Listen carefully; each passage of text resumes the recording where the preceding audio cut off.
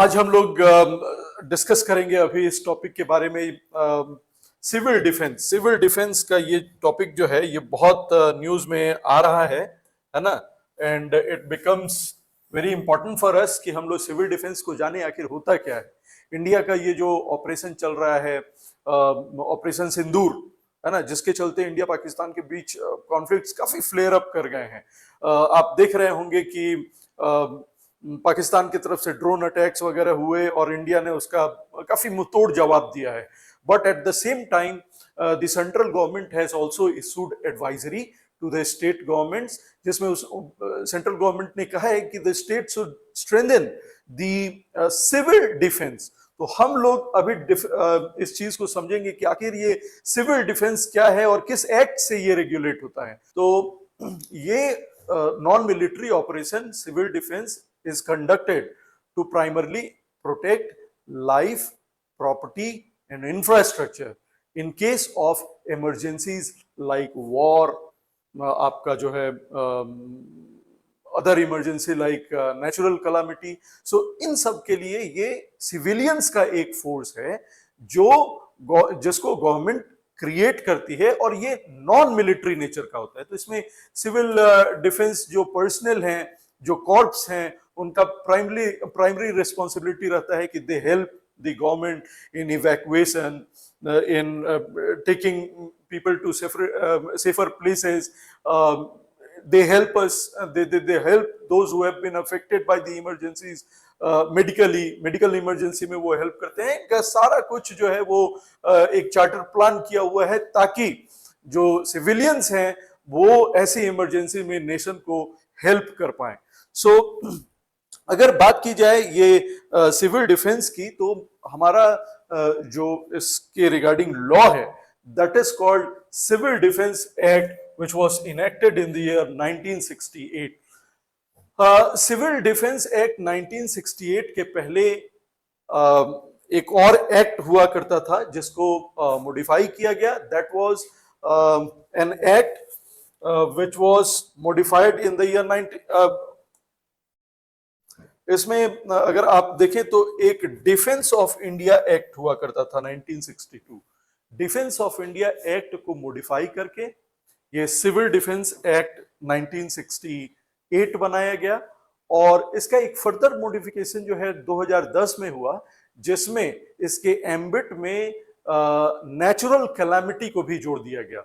So the services of civil defence personnels may also be required in case where there is a natural calamity. So war time में हो सकता है इनका requirement, peace time में भी हो सकता है, but in case when there is a natural calamity. तो हम लोग इसके बारे में थोड़ा सा डिटेल जान लेते हैं। सो इसके अगर प्रोटेक्शन फोकस की बात किया जाए तो ये नॉन मिलिट्री मेजर है to protect life, property and infrastructure. इस चीज को समझना बहुत जरूरी है कि पर्सन की लाइफ को, जैसे अगर आप देखें पाकिस्तान की तरफ से ड्रोन अटैक्स हुए जम्मू में, चंडीगढ़ में। So in that case the civil defence is activated, people are evacuated to safer places.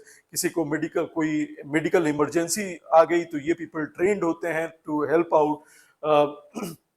इसके अलावा जो पब्लिक इंफ्रास्ट्रक्चर है जैसे रोड्स हैं, एयरपोर्ट्स हैं, उनके डिफेंस के लिए the services of these civil defence personnels is required. ठीक है, और ये जो है ना ये वॉलंटियर बेस्ड होता है। सो सेंट्रल गवर्नमेंट एक डायरेक्टिव जारी करती है कि जो भी पर्सनल 18 इयर्स अबव एज वाले, they can volunteer themselves and they to join the civil defence and they are considered during that period, they are considered to be as public servants। ठीक है, तो इसके लिए ये जो यूनिट्स बनाई जाती है ना उसको कहा जाता है सिविल डिफेंस कॉर्प्स। क्या कहा जाता है? Civil defence corps. ठीक है, सो सिविल डिफेंस कॉर्प्स कहा जाता है। और इनका जैसे हमने आपसे डिस्कस किया कि इनका मेजर रिस्पांस जो होता है इमरजेंसी के केस में, जो रिस्पांस होता है, it covers evacuation, shelter management, first aid, fire fighting and rescue operations.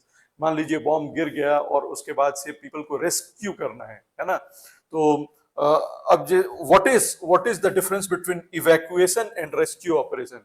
तो इवैक्यूएशन जनरली उस केस में होता है कि जब कोई थ्रेट आने वाला है, you perceive that the threat is coming, so you evacuate the people to safer places. और जब मान लीजिए कि अफेक्ट हो गया, जैसे बॉम्ब गिर गया किसी प्लेस पे, now the damage has been done, then you conduct rescue operation, है ना। तो इवैक्यूएशन होता है when you foresee that a threat is coming and you are taking a preemptive measure, आप प्रीएम्प्टिव स्टेप ले रहे हैं और पीपल को पहले ही आप इवैक्यूएट करके सेफर प्लेसेस पे पहुंचा दे रहे हैं, ठीक है।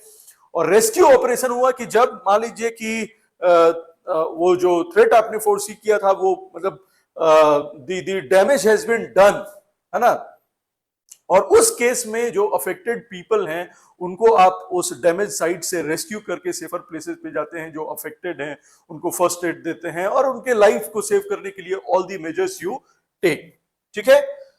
सो अगर इसका बात किया जाए तो जैसा कि हमने बताया कि पहले इंडिया में हुआ करता था डिफेंस ऑफ इंडिया एक्ट 1962, इसको मॉडिफाई करके और सिविल डिफेंस एक्ट 1968 बनाया गया है, ठीक है। सिविल डिफेंस एक्ट 1968, इसकी अगर बात की जाए तो इसके लीगल फाउंडेशन की, तो आप समझ लीजिए कि entry 1 of the Indian of the union list, आप कॉन्स्टिट्यूशन का 7th शेड्यूल जो है जिसमें आपका यूनियन लिस्ट, स्टेट लिस्ट और उसके बाद से कॉन्करेंट लिस्ट, ये तीनों जो डिस्कस किया गया है ना, उसमें जो यूनियन लिस्ट वाला पोर्शन है उसकी entry number 1, the very entry number 1 gives the power to the central government to protect India, India के डिफेंस के लिए लॉज बना सकता है सेंट्रल गवर्नमेंट, है ना। सो दैट इनेबल्स, है ना, and through this provision only